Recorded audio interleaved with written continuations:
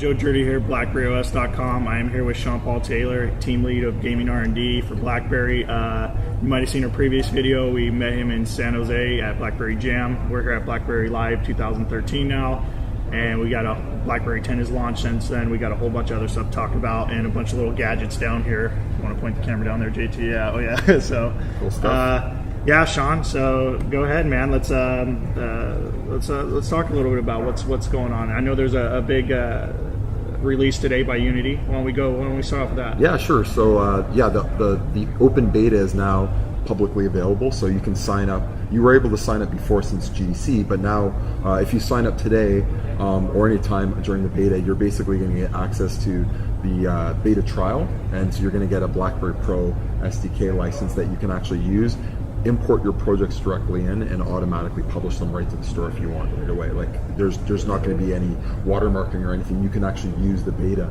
to actually publish your game. So that'll get it's really good for Unity as well in the long run, because they're building up an ecosystem of for the entire developer community and bringing as many platforms as they can in, and they want to be this type of a platform that brings like the opportunity to publish the games to as many people as possible. So that's great.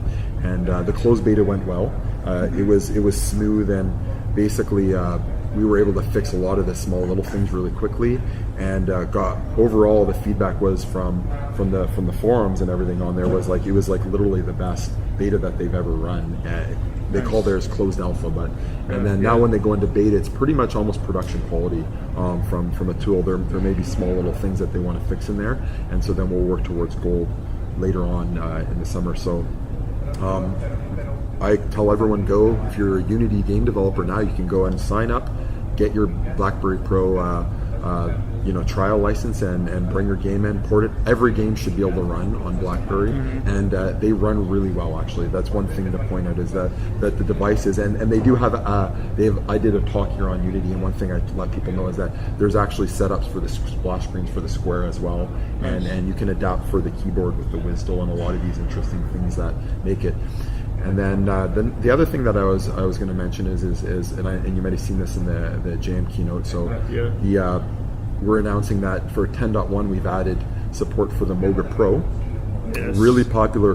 This is an incredible gamepad. I love it. It's like totally Xbox grade. Yeah, I saw you messing around on stage with it. You're having fun. Well, it was funny. I had to hold it like kind of weird, and then make sure you tilt it so the light's not quite on it, and then talk all at the same time. So it's hard to really play then, but it's I love it. It's got actually trigger values here. It's got analog triggers there. It's got good analog distance on all that, so you got like precision more, and so I can do a little bit of a demo here on how this whole pairing works. Yeah, you're basically going to go into the Bluetooth settings here, and then by me turning this on, what happens is I've already prepared this. So with Bluetooth, once you've turned it on, it's basically going to go green, and then once it's green, what that means is that it's paired. So that should go green there, and so now I'm paired. Then that can stay there. Now I can actually put this in the clip if you want. So I generally I'll just show you the same game that we were showing in there. And so you can see they've adapted the UI for all of this, and then I can start a new game at the beginning, and then so you can see you got full analog control on this. I'll turn the volume up a little bit here. Cool. Yeah, I guess a nice little gamer music going on. Yeah, this is great. So you can see I'm using both analogs. It's really good quality. I put the menu there. You can resume there if you want. Yeah, let me try. Push that one there. Go ahead. And so use the analogs. One steers, and don't hit the wall or the guys. All right, which one am I shooting with? Oh, here.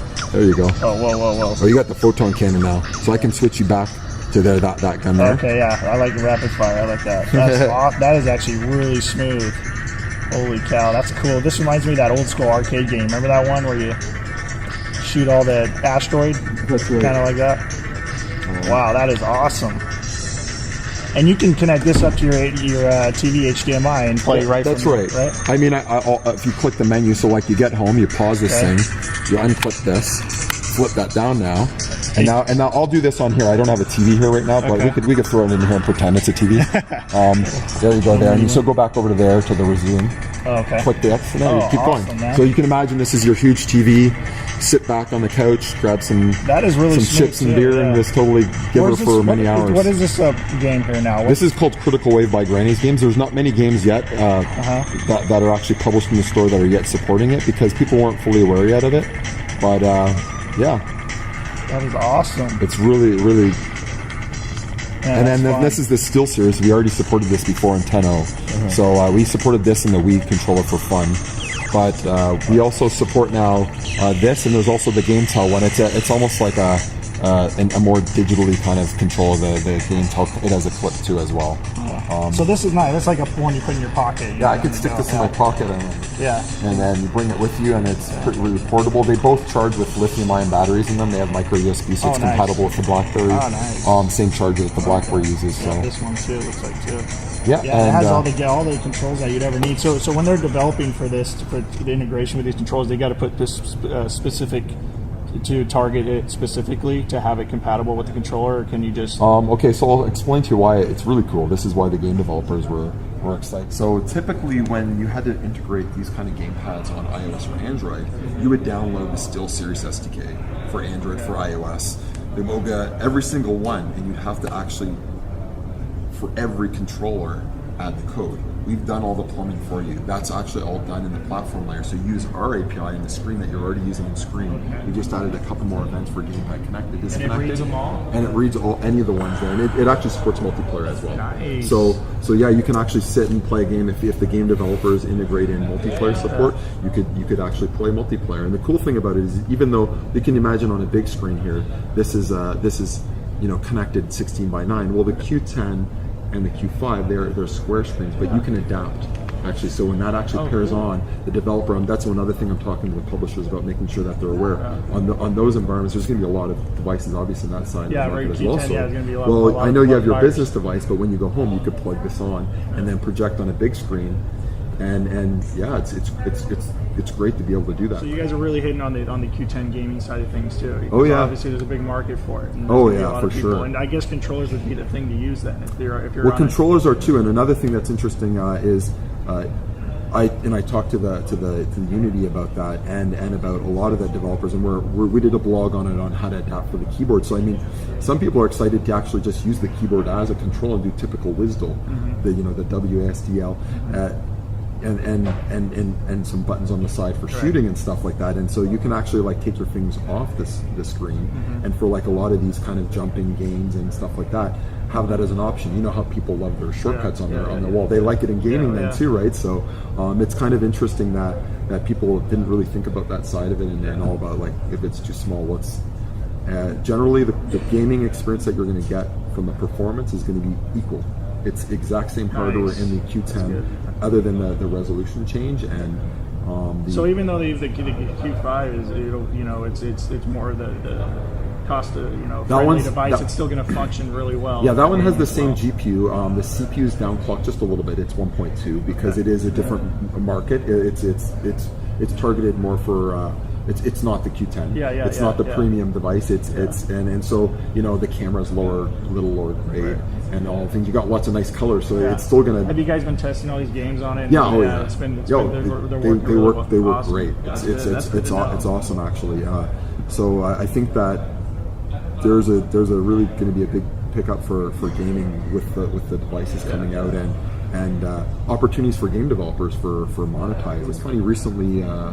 There's a lot of people playing a lot of score loop games that are enabled, and the leaderboards are really working well in our communities because you get a lot of virality on finding through the games app now that your game's added there. What am I playing? Do you know what my favorite game is right now? Well, you can find out if you're on my buddies list, and it's good to know that you can see which games I'm favoring, right? So I like that side of it and trying to beat your friend and challenge them and it makes you play longer. All these things, one of the things I want to have is, I call it serious about gaming. Last year we were focused on making it the easiest game to port to, a platform to port to, and make it the easiest. This year it's about serious gaming, really. I want to have, and Anders and we talked a lot about this, but I mean, I want the ability that you're going to play your games longer on our platform. I don't want a game developer, they love what they sell their game for $9.99, but then if someone plays it for like 30 seconds or like an hour only, and never plays it ever anymore. So if this can extend you playing the game 5-10 hours, that's great, right? And then with the social nature as well, and then tying in BDM and channels, that's going to allow our app vendors to really create channels and now create cross-platform networking that's going on. You can see what's going on, and with the Scroll Loop platform, it is cross-platform. So what's your favorite feature on BlackBerry 10? What can you say? What would you say? My favorite feature on BlackBerry 10, probably. Oh, now it's the gamepad support. Yeah, I know. I'm keeping this too, by the way. I'll try to see if I can hook you up with one. I'll talk to Moga. If you say if you like this, I love this controller. Awesome. So I'm sure you being now a supporter of them, they'll be friendly back to you. Let's give them a shout out. Now, one more question for you. Okay. Z10 or Q10 for you? I use the Z10. Z10? And for me, it's Z10. Oh yeah, that's right, Z10. Yeah, that's right. Yeah, let's get that. Let's set the record straight here. In this weekend, it's the Z10 for me though. Not the Z. And I love the device. I'm very functional typing with it. I can type really fast. I see the benefits though of people that do like to be able to touch type and. Have you been playing on glass a lot? Are you playing the games on glass a lot, or are you just, since you got these, or you're just like? No, I still play the games on glass. I mean, right on screen. Because you can't have the time to like be enthusiastic that way about it. Like you're just open it up real quick. You're on the go sometimes, right? And so like this one, I can be on the go and do it. But this one here, you might want to just like leave in the family room kind of. And when you get home, or if you're in the backyard, you just clip that in. Sit in the backyard, play a little bit, and then when you get inside, play some more. So this feels more of a household kind of, but I'm playing on the glass as well, of course, Right on, man. Well, it's good to talk to you again, Sean. And so what's your favorite game right now? My favorite game? Because everyone asks me mine, and I'm not going to say it, so because I like too many games. And I can't ask you that question anyway. You're not allowed to answer that. That's right, I know. A lot of people off. No, but I'd say my favorite game is, I would probably say somewhere, I like... what kind of games do you like? I like the shoot 'em up games. You like the shoot 'em ups? Like right here where we're just that's playing. safer then, right? You just tell me what kind of games. Let's just say that. Okay, that's good. Good, right on. Right on. All right, man. Well, thanks for sitting in with us again, Sean. We'll catch up with you in the next event. We'll see all the developments, everything that's been going on. So we'll keep everybody up to date. So thanks for tuning in, everybody.